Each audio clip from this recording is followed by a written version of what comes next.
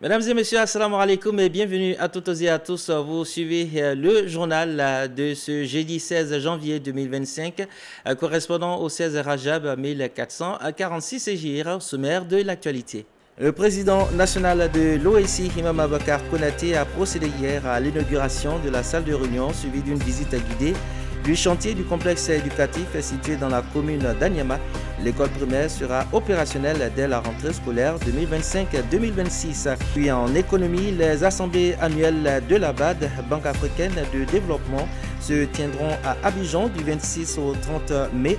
Le comité d'organisation a tenu une réunion préparatoire ce mercredi à Cocody. L'autorité nationale de la presse ANP a rendu ce matin une visite de courtoisie au groupe média Al Bayan à son siège à Cocody. Les nouvelles sont bonnes. Il s'agit de la conclusion d'un accord de partenariat avec la radio la plus écoutée en Côte d'Ivoire en prélude à la semaine nationale de la presse dont le lancement est prévu pour le 30 janvier prochain. À plus de détails avec Thiozon Ouattara. À l'approche de la deuxième édition de la Semaine nationale de la presse, l'ANPV noue un partenariat avec le groupe média Al Bayan pour le bon déroulement de cette activité. Le président de l'autorité nationale de la presse, Samba Koné, dévoile le contenu de cet accord avant de porter un regard positif sur la Maison Verte. Nous sommes venus exposer au directeur général du groupe Al Bayan le processus de la semaine, les activités, l'objectif de la semaine et souhaiter que le groupe Al Bayan nous accompagne tout au long de cette activité. Partie d'une station de radio, on se retrouve aujourd'hui dans un groupe multimédia avec une radio sur IP, c'est-à-dire qu'aux quatre coins de la planète, vous pouvez écouter le groupe Al Bayan. Une radio qui est arrivée un peu plus tard que certaines et qui se retrouve aujourd'hui en pole position. Le directeur général du groupe média Al Bayan, Imam Sissé Digiba, se réjouit de cette visite de courtoisie et s'engage à fructifier l'accord de partenariat. C'est un honneur pour nous de participer à la semaine de la presse. Nous avons donné l'assurance que nous sommes disposés à 100% à apporter notre contribution, n'est-ce pas, à cette semaine. La Semaine nationale de la presse se tiendra du 24 au 30 mars 2025 à Abidjan. Le lancement officiel des activités est prévu pour le 30 janvier au Palais de la Culture de Trècheville. Je vous l'annonçais dans les titres, les travaux du complexe éducatif islamique de l'OSI avancent bien. Le président national de l'Organisation des établissements d'enseignement confessionnel islamique de Côte d'Ivoire, Imam Abakar Konaté, a procédé hier mercredi à l'inauguration de la salle de réunion suivie d'une visite guidée du chantier situé dans la commune d'Anyama. L'école primaire sera opérationnelle dès la rentrée scolaire 2025-2026. On en sait plus avec Fatma Kodio. C'est une journée marathon qui attendait le bureau exécutif de l'OSI ce mercredi 15 janvier. À la mosquée Cheikh Hassan Yahya Al-Failali, lecture intégrale du Saint-Coran pour remercier le Tout-Puissant Allah. Ensuite, inauguration de la nouvelle salle de réunion perchée au deuxième étage. Un cadre flambant neuf qui va désormais abriter les sessions professionnelles afin de mieux organiser l'éducation islamique. Imam Aboubakar Konaté, accompagné de ses collaborateurs, visite les travaux en cours d'achèvement, notamment l'ouverture de l'école primaire dès la rentrée prochaine. Dans notre souci, nous voulons construire une mosquée, puis un complexe éducatif pour la communauté musulmane. Donc nous sommes venus voir au chantier. Alhamdulillah, on voit que les travaux avancent. Mais nous avons besoin beaucoup d'aide pour vraiment faire avancer les travaux. Pour qu'on puisse finir les 6 classes que nous allons commencer, les travaux dans ces 6 classes-là, c'est-à-dire la rentrée prochaine, nous voulons vraiment commencer avec nos enfants pour vraiment commencer à éduquer et à bien structurer notre communauté.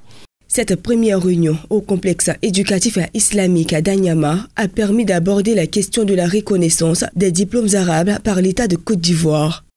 Bon, la reconnaissance des diplômes, nous sommes en train de taper à la porte du gouvernement pour que ces diplômes-là soient reconnus. Parce que vous savez que l'OIC vient de loin.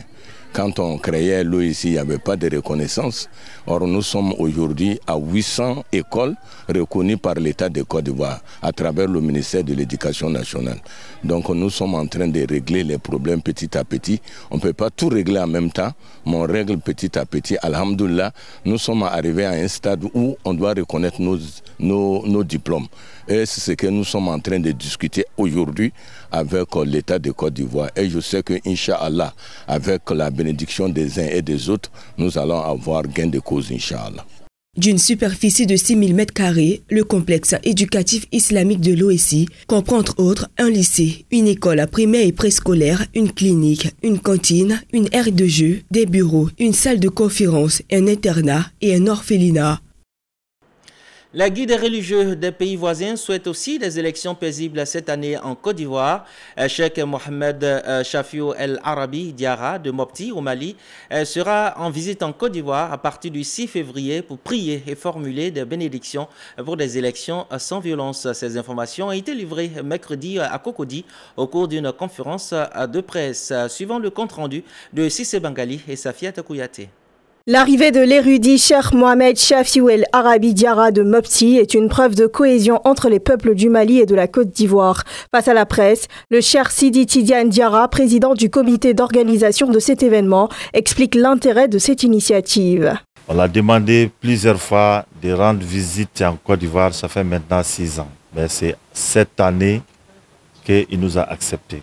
Je pense que ça c'est un fait de Dieu, ça veut dire que Côte d'Ivoire c'est un pays béni. En face d'une élection, que tout le monde veut la paix et la cohésion.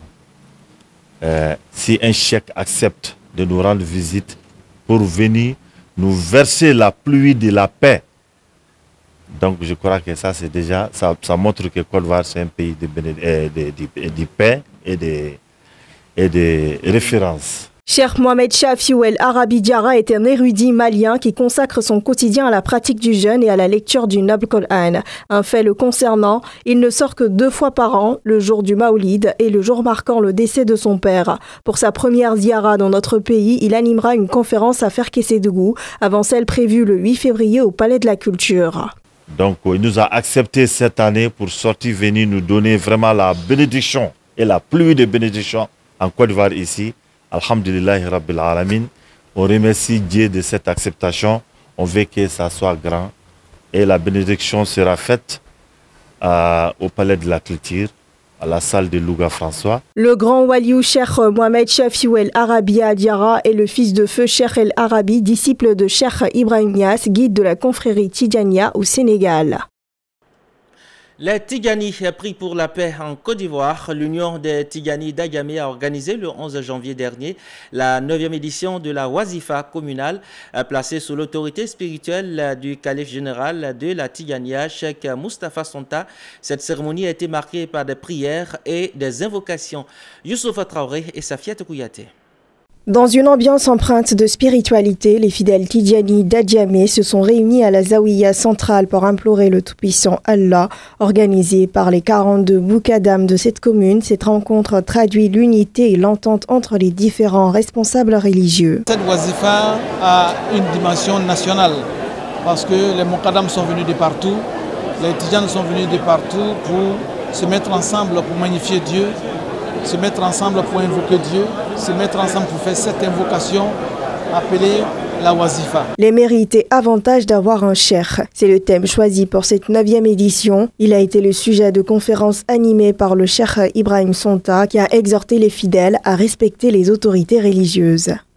Donc nous, ce qu'on doit donner comme enseignement dans ce thème développé, c'est de savoir que tous les musulmans, tous croyants, doivent avoir un compagnon spirituel. Ton compagnon spirituel peut être un imam, ça peut être ton cheikh, ça peut être ton calife, ça peut être aussi ton Coran, ça peut être ton dhikr, ça peut être ta méditation. Donc il faut forcément avoir un compagnon spirituel qui peut te permettre d'avoir cette proximité avec Dieu. Une séance collective de Wazifa et des prières pour la paix en Côte d'Ivoire ont marqué les temps forts de cette cérémonie, rassemblant les membres de la Tidjania d'Adjamé ainsi que leurs confrères venus d'autres communes. Et comme chaque année, l'association Najmou Houda célèbre le messager de l'islam Bokar Kennedy Dabobo. Pour cette 7e édition, elle a mis en valeur les pratiques qui honorent le prophète Mohammed sallallahu alayhi wa sallam. Le récit de Tuzon Ouattara. L'association Najmou Houda est une entité islamique qui s'engage à accompagner le musulman en l'aidant dans la pratique de sa foi et pour son bien-être personnel. Pour le guide spirituel du groupe Moukadam Hussein Issa Ouadogo, le croyant peut facilement accéder aux faveurs d'Allah s'il effectue de manière régulière la salat sur le prophète. On a lancé des messages à la jeunesse, voilà, alhamdoulilah, comment la jeunesse doit se comporter en tant que musulman. Et on a profité aussi pour faire beaucoup de doigts pour notre pays qui est la Côte d'Ivoire. Les organisateurs n'ont pas trouvé mieux que cette période du Maolid pour inviter les fidèles aux bonnes pratiques islamiques. Hormis l'importance de la salat, ces derniers ont appris les bienfaits de la lecture coranique, de la zakat et bien d'autres préceptes de la religion. Nous sommes contents parce qu'on a été entouré de la jeunesse, comme vous le voyez, et l'importance de la salat dans la vie d'un musulman, le fait qu'apporter la lumière, la guidance, on va dire tout ce qui est piété. Voilà, c'est comme une boussole qui guide la jeunesse sur le droit chemin. L'association Najmou Houda organise régulièrement des conférences ou des séances de prêche pour renforcer la foi de ses membres et contribuer à la promotion de l'islam. Et restons dans la commune d'Abobo, le quartier Paris-Village, Abobo Djibi a vibré au rythme d'une double célébration empreinte de ferveur spirituelle. 11 élèves de l'école Soulaïtine ont été honorés à l'occasion de la fin de lecture du Coran et la commémoration de la naissance du messager d'Allah sallallahu alayhi wa sallam. Le reportage de Traoré Vaseko et Fatmat Kodio. Au cours de cette double cérémonie, plusieurs moments forts ont marqué les esprits. Les apprenants de l'école Soulaïtine ont captivé l'auditoire par une lecture collective du Saint-Coran. C'est la preuve de leur dévouement à l'apprentissage de la parole divine.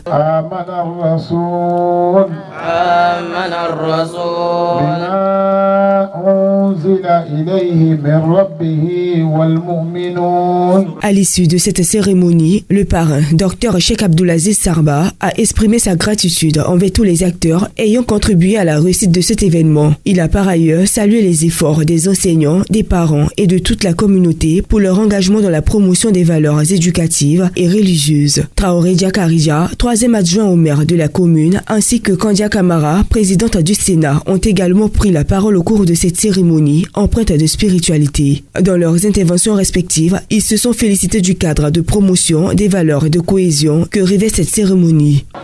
Et nous avons demandé aux guides religieux de faire encore des prières pour notre pays, la Côte d'Ivoire, pour que nous vivions dans la paix, dans la cohésion et de la fraternité.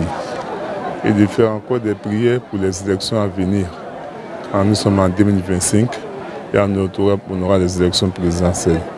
Que cette élection se passe dans la paix, dans un climat apaisé et que ça puisse permettre aussi à la Côte d'Ivoire de sortir grandi au cours de cette élection. Oustaza Ouedraogo, directeur de l'école Soulaïtine d'Abobo Djibi, est revenu sur le parcours inspirant de ces 11 apprenants à l'honneur. Il a salué leur assiduité et leur engagement lors du cursus. Cette première édition a été conclue par des prières en faveur de la paix, de la stabilité et de la cohésion sociale, particulièrement cette année, marquée par des échéances électorales cruciales pour la Côte d'Ivoire. Direction la région du Gontogo, à l'est de la Côte d'Ivoire, à Sandégué.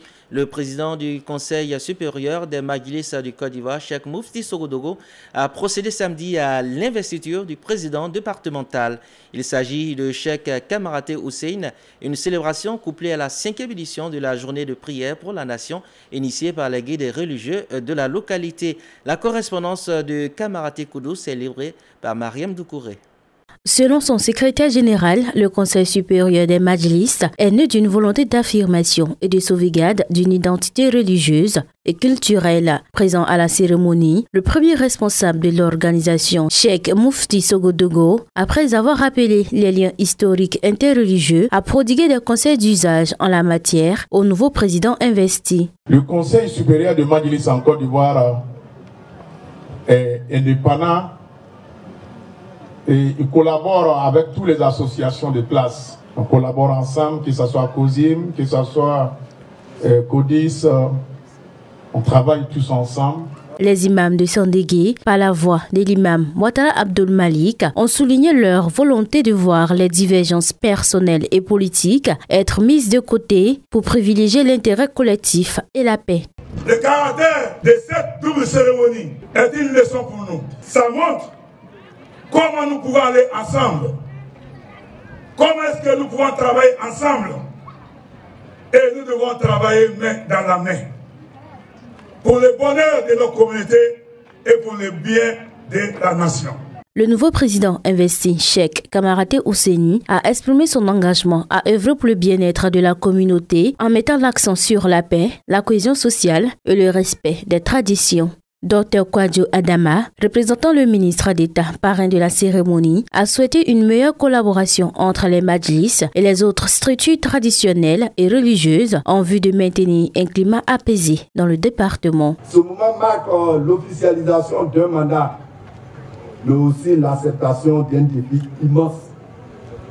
Nous vous invitons donc, ce nouveau bureau, à être raisonnable et juste dans sa gouvernance.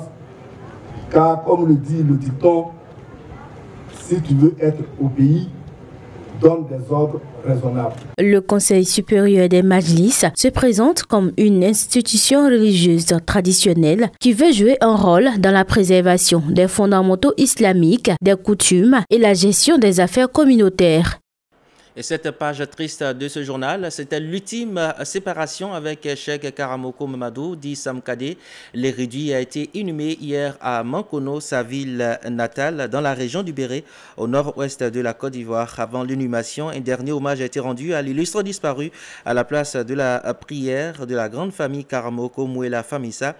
Pour rappel, Cheikh Karamoko Mamadou, dit Samkadé, était âgé de 82 ans. À suivre le reportage complet dans nos prochaines éditions. Un mot d'économie dans ce journal. Les assemblées nationales de la BAD, la Banque africaine de développement, se tiendront à Abidjan du 26 au 30 mai prochain. Dans le cadre des préparatifs de cette rencontre, une réunion s'est tenue hier à Cocody, suivie d'une visite des salles qui vont abriter les travaux de réflexion. Plus de précisions avec Abdoulaye Moudoulouye et Mariam Doukouré. Après 1996 et 2010, la Côte d'Ivoire se prépare à accueillir pour la troisième fois les assemblées annuelles de la BAD en 2025, marquant ainsi une nouvelle occasion pour le pays de jouer un rôle central dans les activités de la Banque africaine de développement. Les commissions chargées de l'organisation se sont réunies pour évaluer les missions et actions à mener pour la réussite de ces assises de la BAD. Sur instruction de Madame le ministre, nous sommes venus ici avec l'ensemble du comité d'organisation qui est bipartite, composé des membres de la partie nationale, le gouvernement et l'ensemble des structures impliquées, et également la BAD, pour discuter avec l'Hôtel Ivoire de comment va se passer cet accueil et quelles seront les modalités d'organisation. Et à la suite des échanges, nous sommes satisfaits de l'engagement que l'Hôtel Ivoire prend d'accompagner l'organisation de cet événement. Cette année, nous avons eu le privilège d'être accueillis par la Côte d'Ivoire et nous remercions à travers M. le directeur de cabinet, Madame le ministre de l'économie, du plan et du développement pour avoir offert l'hospitalité ivoirienne pour nous accueillir en mai 2025. Les assemblées sont très importantes cette année parce que, comme vous le savez, c'est une année où la banque va devoir élire un nouveau président. Le directeur général du Sofitel rassure quant aux dispositions prises pour garantir un bon séjour aux participants. C'est bien sûr un grand honneur pour l'hôtel Sofitel de recevoir un tel événement. C'est un événement d'ampleur. En termes de capacité, c'est sûr que ça va demander des moyens très importants, que ce soit en termes d'hébergement, mais également en termes d'espace de travail et de réunions et de séminaires. Mais on va pouvoir bénéficier quelques jours avant l'Assemblée générale de la BAD. Nous allons pouvoir bénéficier de l'expérience que nous aurons et surtout des installations que nous allons mettre en place pour le CEO Forum qui sera juste une petite semaine avant. Le comité d'organisation a ensuite procédé à une visite des locaux du Sofitel qui vont abriter les 5 jours de travaux. Les précédentes assemblées annuelles du groupe de la Banque africaine de développement se sont tenues en mai 2024 à Nairobi, au Kenya. Et voilà qui marque la fin de cette session d'information réalisée par Lansina Ouattara et son équipe, chef d'édition Thiozon Ouattara. Merci de votre aimable attention. L'actualité se poursuit sur nos plateformes digitales, Facebook et YouTube. Wassalamu alaikum wa rahmatullahi wa barakatuh.